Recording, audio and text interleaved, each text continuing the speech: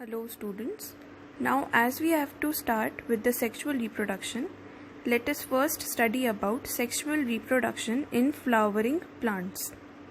The plants in which the sex organs are carried within the flower and the seeds are enclosed in a fruit are called angiosperms.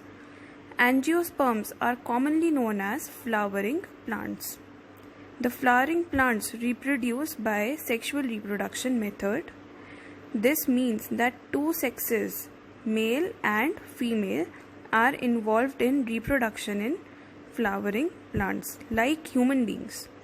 Plants also have male and female sex organs, though they are different in form from humans.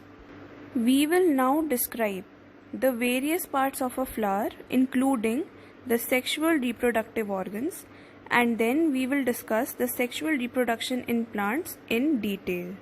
A typical flower has four parts: calyx, which is also known as sepals; corolla, which is also known as petals; androecium, which is also known as stamen; and gynoecium, which is also known as carpel or pistil. The outer two parts do not directly take part in reproduction and hence are known as accessory parts or non-essential parts.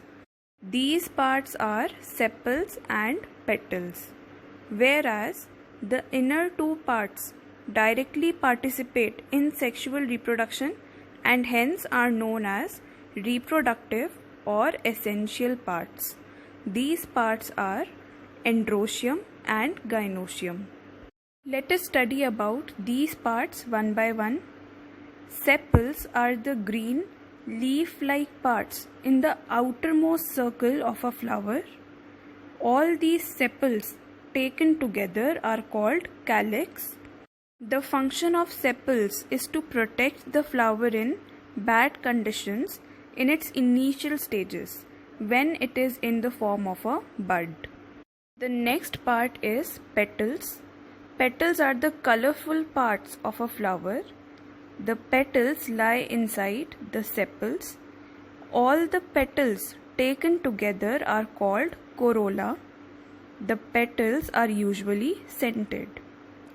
Their main function is to attract insects for pollination and to protect the reproductive organs which are at the center of the flower. Next part of a flower is stamen. Stamen are little stalk with swollen tops just inside the ring of petals in a flower. It is the male reproductive organ of the plant which produces pollen grains. The stamen is made up of two parts, a filament and an anther. The stalk of the stamen, which is a tube-like structure, is called filament, and the swollen top of the stamen is called anther. It is actually the anther of a stamen which makes the pollen grains, which are generally yellowish in color, and stores them. Each pollen grain contains two male gametes.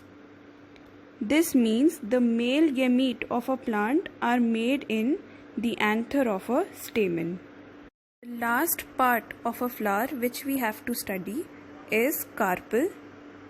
Carpel is the flask-shaped organ in the center of a flower. It is the female reproductive organ of the plant. A carpel is made up of three parts: stigma, style and ovary. The top part of a carpel is called stigma. It is for receiving the pollen grains from the anther of stamen during pollination. Stigma is sticky so that pollen grains can stick on it.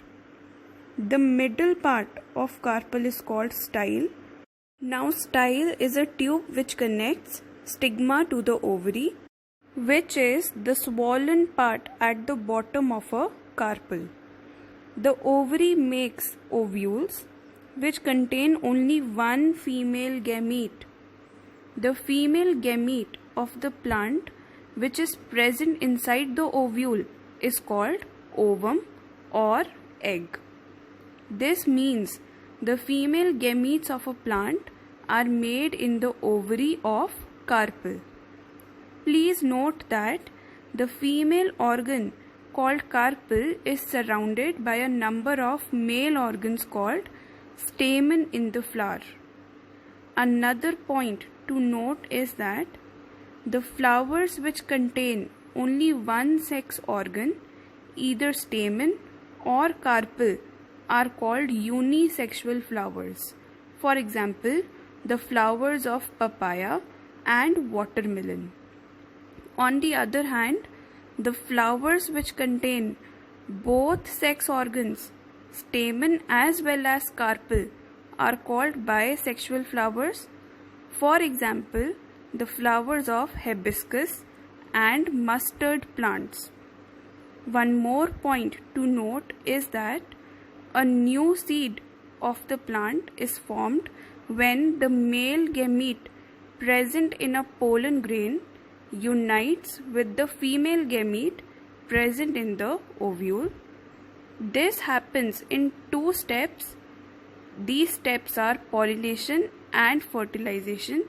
We will study about these steps in the next video lesson.